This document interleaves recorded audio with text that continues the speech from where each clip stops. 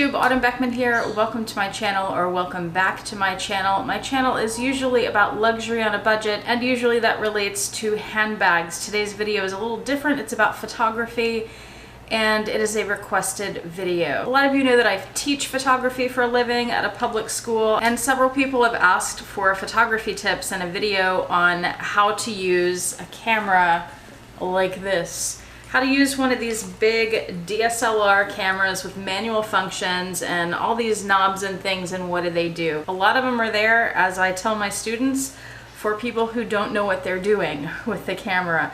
There are really only a few basic things that you need to know that open up the entire world of the camera and all kinds of possibilities for you to get the kind of photos that you want.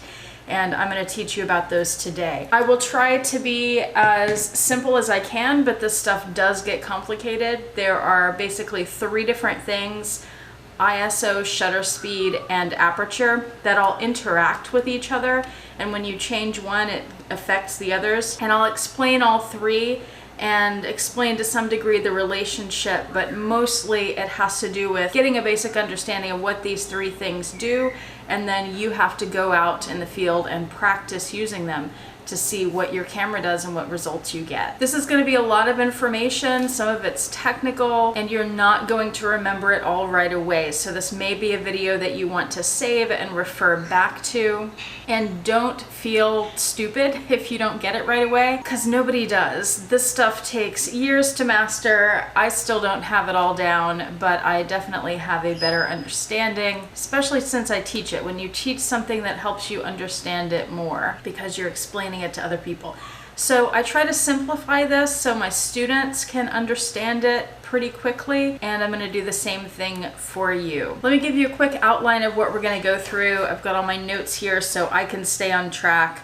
I'm going to talk first about basic types of cameras, and then basic camera parts and exposure, and then we'll talk about ISO, auto mode, scene modes on your camera, and then shutter speed, aperture, the manual mode, and then we'll wrap it up. Okay, first, basic types of cameras. There are point and shoots like this one. This is a fancy one, but point and shoots are cameras that fit in your pocket cameras, and these range in price from under $100 up to, gosh, a lot.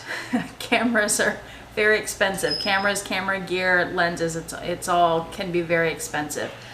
This particular one that I have is my vlogging camera. It's a Canon G7X, and it has all the manual functions up here. So it does a lot of the same things that my big DSLR camera does, but in pocket size, and it weighs much less and fits in a lot more of my handbags. DSLRs, there's also a range of those. That's the body of the camera. So this is the lens. We're not talking about the lens. This is the DSLR, the body. And there are lots of different ones of those. I've always had Canon, so I know the most about those. Canon has a beginner series called the Rebel series. That's for newbies. Those are the cheapest ones. They start at a few $100s. Camera bodies can go upwards of a couple thousand. There are bridge cameras. I used these for a while with my students. They're like a cross between the point and shoot and the DSLR, except that with a DSLR you can change the lenses, take them off and switch lenses out. But with a bridge camera, the lens is fixed. The newest kind of cameras that have come out are mirrorless cameras. Those are the ones that look like a point and shoot, but you can take the lens off and on, like the little Sony, or I don't know what they're called. Sony's probably got the most popular mirrorless camera where you can take the lens off. There are lots of other kinds of cameras that we're not going to talk about, like GoPros, large format cameras. Those are one type of film camera.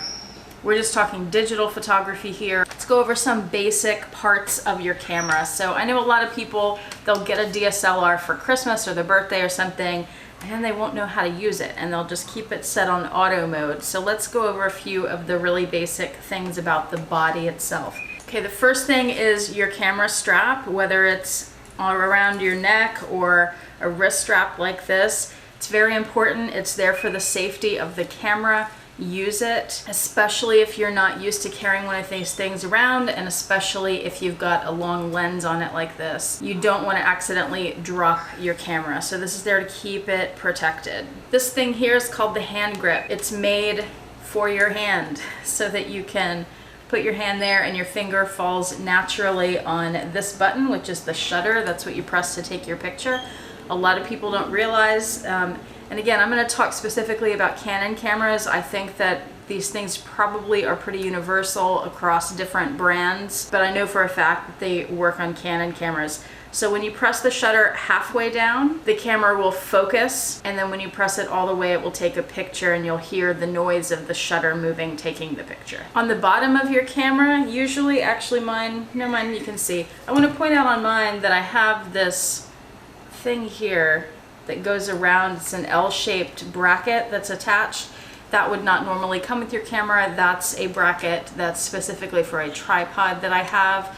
So just ignore that. It's too difficult to take on and off. I have to have screws and things.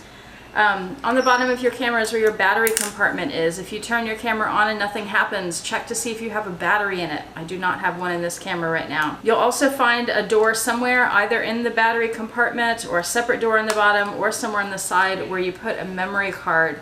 That's where your pictures are stored. It's very important to have a memory card. Quick tip, I tend to stock up on memory cards from Best Buy, maybe Amazon, when they go on sale on Black Friday. That's pretty much the only thing that I ever really buy on Black Friday are memory cards, hard drives, card readers, flash drives, anything like that. They are usually kind of expensive, and they have fantastic deals. I bought a few of these 128 gig extreme SD cards from Best Buy this last Black Friday, and I got some fantastic deal. They were maybe 30 or 40 bucks or so. And I think they're usually about $100 more than that, maybe more. Somewhere in your camera, the back or the top, there will be a power button. Mine is right here where it says on and off, and I just slide it over to turn it on or back to turn it off. And if you have a DSLR, you're gonna have a lens or a mirrorless camera. You'll have a lens that you can remove. This lens does not come with this camera. Sometimes you can buy a camera that comes with a lens. Sometimes you can just buy the body. Usually if you're starting out, you buy a kit that has a body and a lens with it. And to remove this one, there's a button right here that you press, then you turn the lens, take it off, and there you can see the mirror inside. You do not want to leave this open without a lens on it or a lens cap very long, because dust can get in there, and that's where your picture's recorded, and then you'll have dust on your pictures.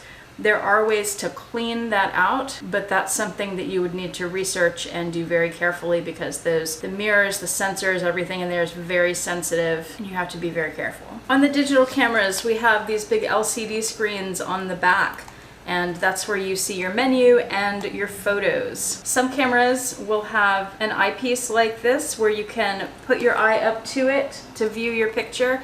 Some don't have that. I prefer to have that because in the daylight you can't always see your LCD screen, but you can always look through here and see what you're trying to shoot. This dial right here is one of the most important things on your camera if you want to have control of your pictures. That is your mode dial, and that tells you what setting you're on. So like we talked about, auto mode, shutter speed, aperture, or manual mode where you have full control. Now generally speaking, what you want from your photography is to get a photo that has excellent exposure, and what that means is the bright spots aren't so bright that you lose detail, and the dark spots aren't so dark that you lose detail. You want to see detail in every part of your image, again, generally speaking, and ideally. In order to get that proper exposure, you need to know about the manual controls. And with every manual control, there are positive things and there are trade-offs, and I'll tell you about those too. So the first thing we need to talk about is ISO. This is basically film speed. If you are of the age where you did work with film and you remember buying canisters that had numbers like 200 or 400 or 800, that's your film speed, that's your ISO. And even though we're not using film in digital cameras, ISO is still the same thing. For those of you who don't remember what that is, you would buy the film speed or set your ISO setting based on the lighting conditions that you plan to be shooting in. Now with film, you had to shoot that entire roll in those similar lighting situations, but with digital, you could shoot outdoors in bright sunlight in one picture and then go indoors in candlelight and change your setting and take the next picture in that light condition. With ISO, the lower the number, the more light you need in your environment. So for an ISO of 100, for example, you'd want to be out in very bright sunlight. If you're shooting at night or you're shooting in a low light situation like candlelight, or maybe inside a building for a wedding or something, a lot of people like to take wedding photos, then you're going to need a higher number ISO. One thing, if you're looking at cameras, ISOs have gone crazy. They have ISO numbers now that are in the hundreds of thousands. Personally, I would never go above about 3200. The reason for that is the trade-off. When you're shooting at low ISOs with bright light, you get very clear pictures and they look fantastic. But the higher your ISO goes up, the more noise you get in your photographs. I'm going to show you an example here. So here is one picture that's very clear.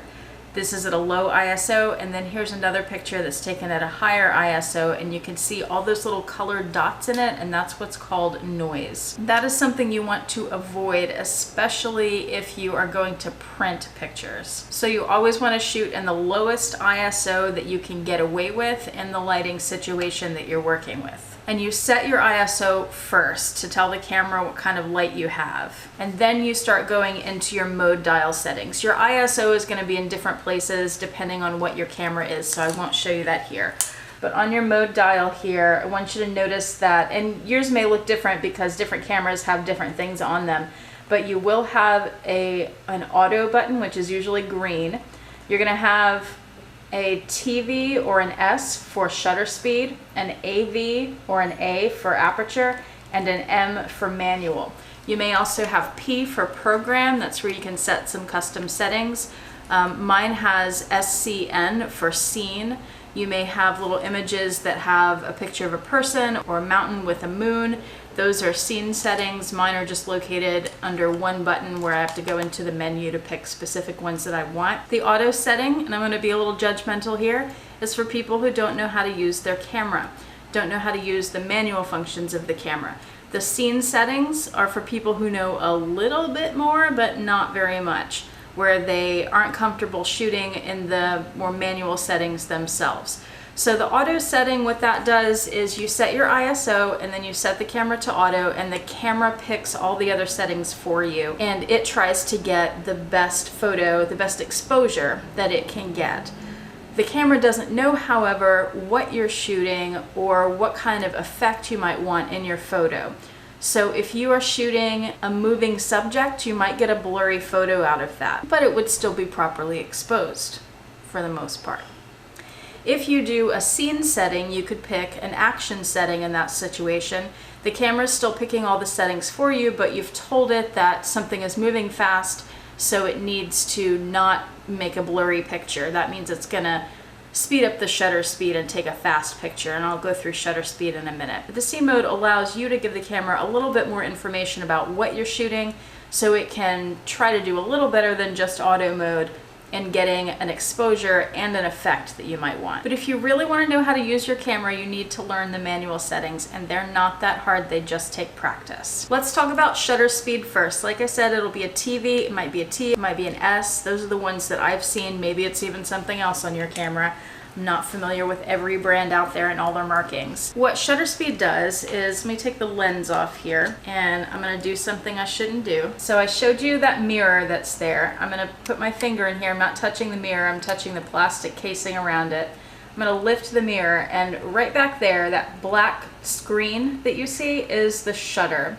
And the shutter is made up kind of like a window, like mini blinds kind of, where it has different pieces like that. When you press the shutter button to take the picture, that mirror lifts up and the shutter opens. That lets light come in through the lens, and behind the shutter is the sensor, and the sensor is where your photograph is recorded. That's where all the information about light and shadow and about color and all that, that's all recorded on this tiny sensor in the back of your camera behind that shutter. When you're in shutter speed controls how long that shutter is open. If you have your shutter speed set on a really fast setting, like let's say a 1/1600th of a second, so that'd be 1/1600, it's going to open much faster than I can do my hands here. So if this is the shutter, It's very, very fast. So obviously that's not going to let much light in to the sensor. So you run the risk of your picture coming out really dark. If you're in a very bright space, like you're outdoors, there are no clouds, the sun is shining, it's the middle of summer, and it's noon, that quick of shutter speed, you could actually get a lot of light in there because you have such a bright light source. If you're shooting in a dark room or indoors, that's not going to be fast enough in most situations to let enough light in for you to get a proper exposure. You're going to end up with a dark photograph, something that's underexposed and didn't get enough light. If you leave your shutter open, let's say a 1 second shutter speed, and you can go much higher, you can go 15 seconds, you can go several minutes with shutter speeds. If you were to leave that shutter open for a full second, which a second doesn't seem long to us, but for cameras, camera time, a second is a long time. That's going to let a lot of light into that camera. If you're outdoors in the middle of the day in summer, bright sunlight, then your picture will probably be overexposed. That means you get too much light and the picture would come out white. Where you would want a longer shutter speed is when you're indoors in lower light. Let's say you're shooting something in candlelight. Let's say you've got a desk with a piece of paper and like a quill pen and there's a candle off to the side, and you want to get a photograph of that and have it look dark but still have a good exposure. Then you'd need a higher ISO because you're in low light, and you'd need a longer shutter speed to let more light in to get that good exposure. One of the big things that people use shutter speed for is in action photography, where they want to freeze motion or blur motion. So when that shutter is open, the camera is recording all the information that it sees in the time that the shutter is open. So if you're doing action photography, you've got somebody running, if you have a quick shutter, it doesn't capture a lot of information, so that's where you could freeze motion. If you have the shutter open a long time and the person's able to run by, that's where you're going to get a blurred person. Or let's say you're shooting a waterfall. If you do a really quick shutter speed with a waterfall, then you could freeze the droplets of water mid-air. But if you do a long shutter speed with a waterfall, then that's where you'll get kind of a ribbony effect with the water, where you can't see the droplets and it just looks smooth. The trade-off with shutter speed is with exposure. A fast shutter speed is going to give you a darker image than a longer shutter speed would. But of course this also interacts with your lighting conditions. So a fast shutter speed with really bright light, you might get a good exposure, but in low light you'll get a really dark picture, maybe a black picture. And the opposite is true. If you have a longer shutter speed and bright light, your picture might come out white, overexposed. Whereas if you're indoors with a longer shutter speed, lower light, then you might get the right exposure. You see how it's already getting complicated? So I've talked about ISO and shutter speed, and they interact with each other, and just these two make things a little difficult because you have to think about your environment and what you're shooting and whether things are moving, and all this stuff comes into play when you're doing this, and that is why you have to practice, practice, practice. So let's talk about the next setting, which is aperture. This will show up as an A usually on your mode dial on the top of your camera or the back of your camera, depending on where your mode dial is. What aperture is, so shutter speed controls the shutter inside your camera body. Aperture controls the aperture rings that are inside your lens. So let me see if I can illustrate this. There are some rings inside your lens that open and close like this. And depending on the aperture that you have your camera set at, or your lens set at, you might have a small, let me hold this over here, we can see a little better. You might have a small aperture opening, which won't let a lot of light in, or you might have a large aperture opening, which would let a lot of light in. And it's the same thing with shutter speed. You need to figure out, do you need a small amount of light or a larger amount of light? What aperture does visually to your photos, so like shutter speed affects freezing motion and blurring motion.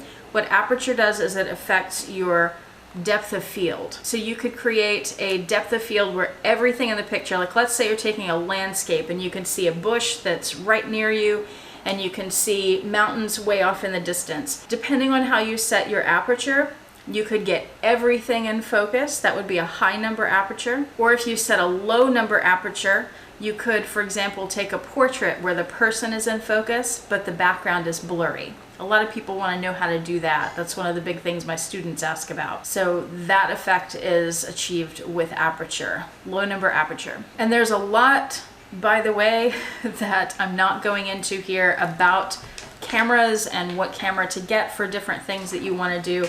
I'm gonna do another video. My next video will be on how to select a camera for what effects you're looking for, what kinds of things you want to shoot.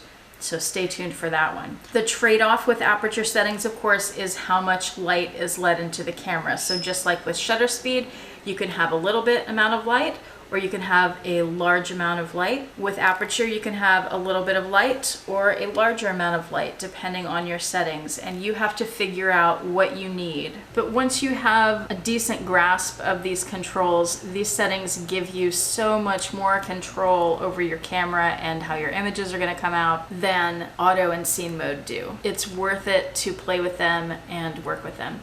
So I've explained everything now. The only thing I haven't mentioned yet is the manual mode. So like I said, in shutter speed mode, you control shutter speed, camera picks the aperture. In aperture mode, you control aperture, the camera picks the shutter speed. In manual mode, that's where you have full control.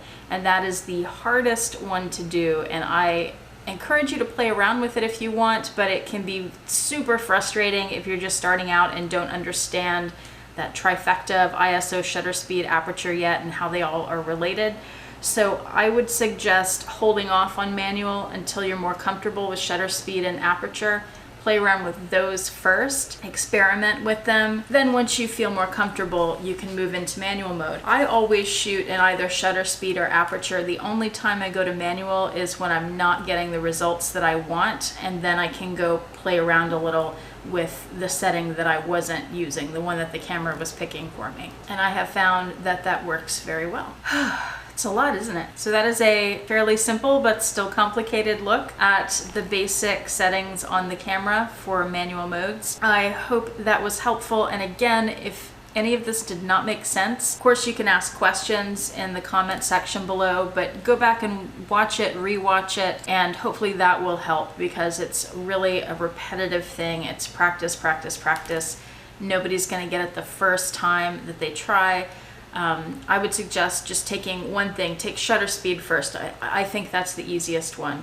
Take shutter speed, go play with that, and then come back and learn about aperture. You could even just set your ISO to manual mode or something for the time being, just so you're playing with one thing at a time, and see what it does. Put your settings at different extremes to see what happens and how your picture comes out. All right, again, leave any questions below in the comment section and I'll do my best to get back to you. And stay tuned for my next video about what camera to buy, because that's the other big question that I always get. Thanks for watching and have a fantastic day. Bye.